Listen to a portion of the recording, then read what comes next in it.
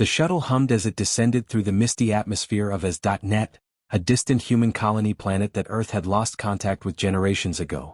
Diplomatic efforts were only now being re-established, and as the representative of Earth's Reunification Council, Ambassador Lee's task was to bridge the gap between the cultures that had developed light years apart. Lee had read the reports.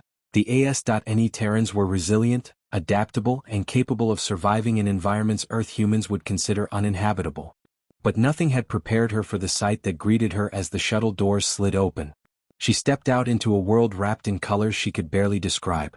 The sky held deep, swirling shades of teal and violet, and flora with bioluminescent petals glowed along the landscape.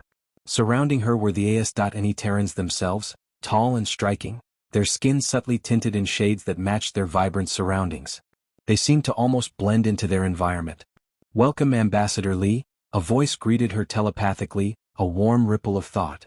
The AS.NEterrans communicated mostly through this telepathic method, and Lee had been prepared for it, though feeling another's thoughts was still unsettling.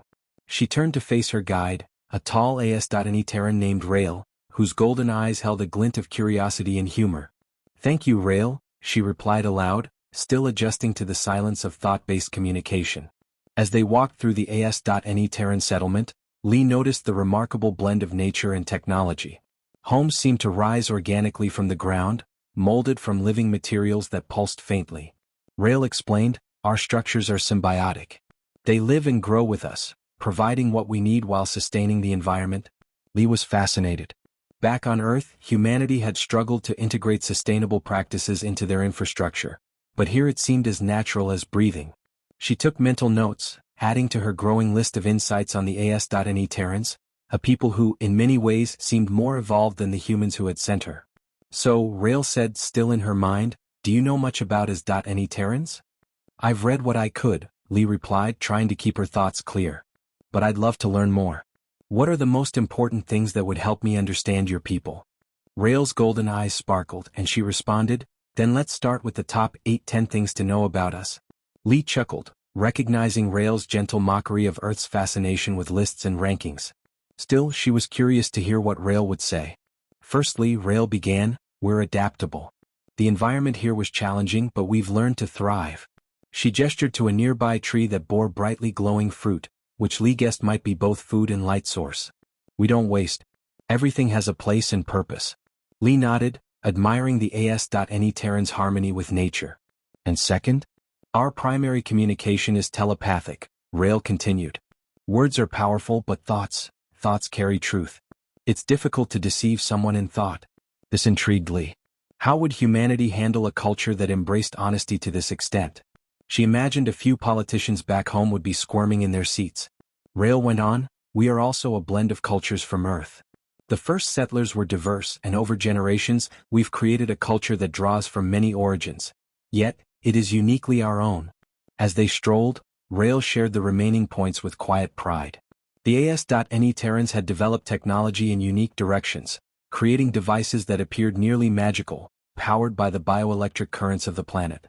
They valued community deeply, seeing individual achievement as part of collective success, and their humor was clever, albeit hard to translate to earthly terms. And lastly, Rael concluded with a smile, "We cherish art. It's everywhere here in our technology, our food, our homes. Art is our identity, our history." They paused in front of a large mural that seemed to shift in color and form as Lee watched, depicting what looked like the planet's history. She could feel the life pulsing beneath the surface, a blend of color, technology, and culture in one frame. It was beautiful and humbling.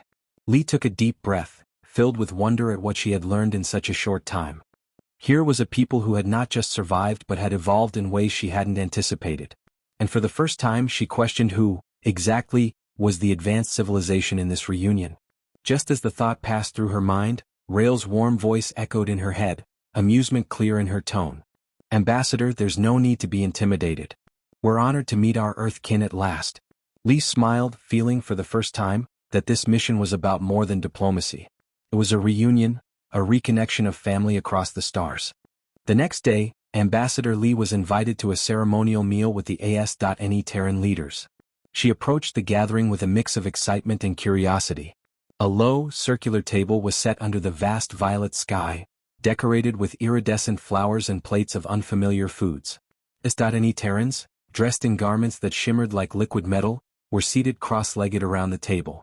Rael waved her over to an open spot beside her. "We're honored to share this tradition with you," Rael said, her thought brushing warmly against Lee's mind. "It's how we welcome important guests." Lee smiled, settling herself cross-legged. "I'm honored, Rael. This looks amazing." She examined the colorful spread before her. Glowing fruits, steaming roots, and a strange gelatinous substance that glistened in vibrant hues. Trying not to stare, she reached for a small purple fruit that resembled a translucent grape.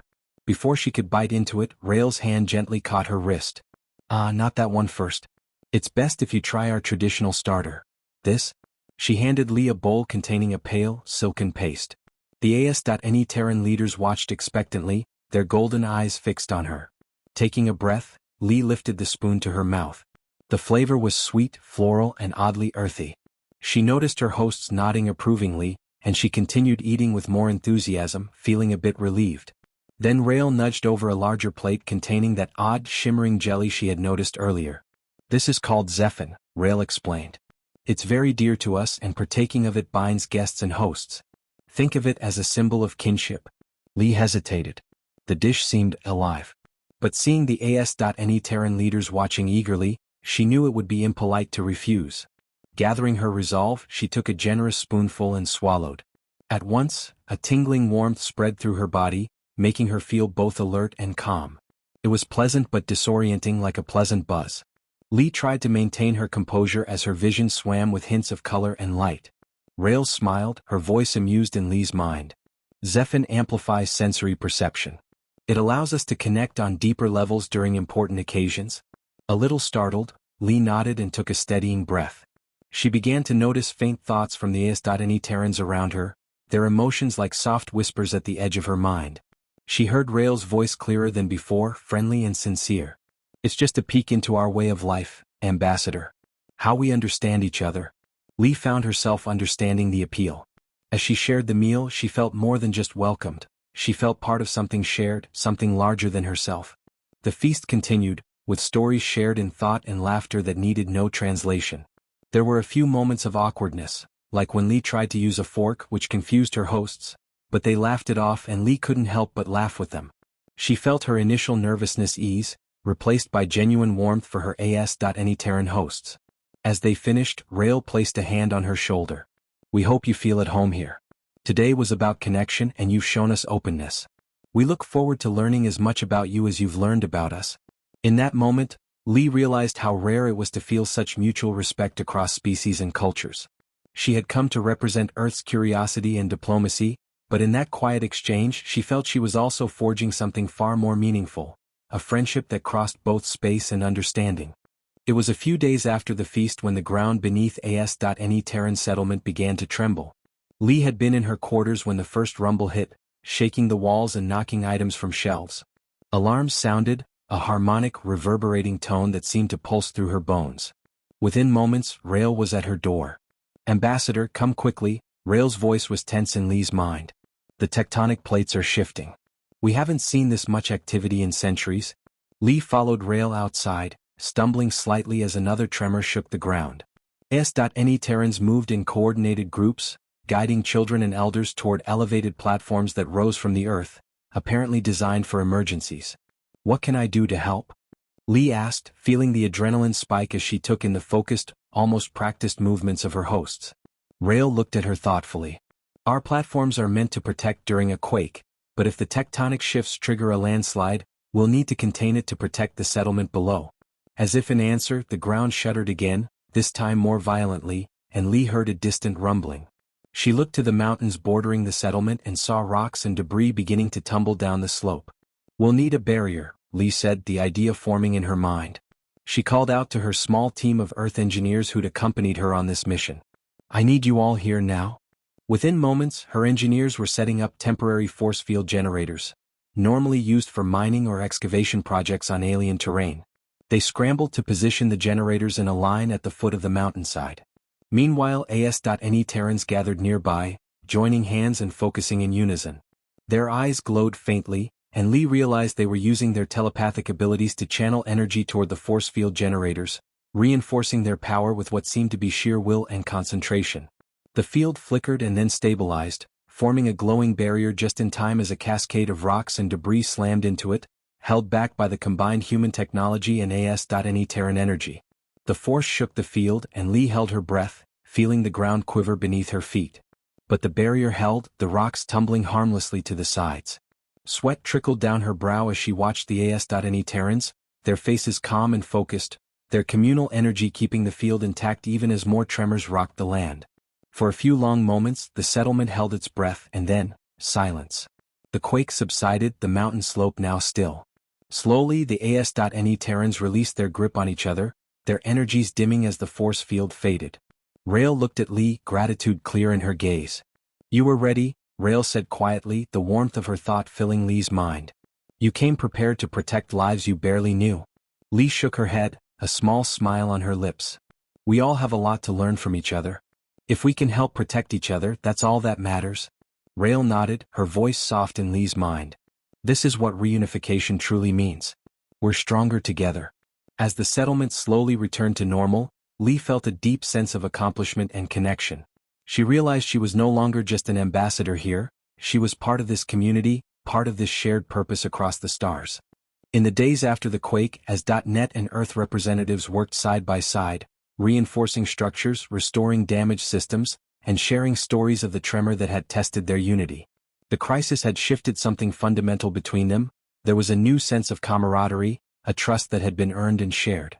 Ambassador Lee stood with Rael on a ridge overlooking the settlement, watching the vibrant colors of the landscape as dusk began to settle, casting the world in hues of deep indigo and bright coral. The bioluminescent plants began to glow softly, creating a living tapestry that stretched across the horizon. "This land is beautiful," Lee said softly. "Your people have built something truly remarkable here. A harmony that I think Earth can only dream of." Rael gave her a warm smile. "And we've only become stronger by meeting you and your team. Your technology protected us when our own abilities weren't enough. That partnership saved lives." Lee thought of how seamlessly their skills had blended in the face of danger, how the AS.NEterrans' telepathic focus had amplified Earth's technology in a way that neither group could have achieved alone.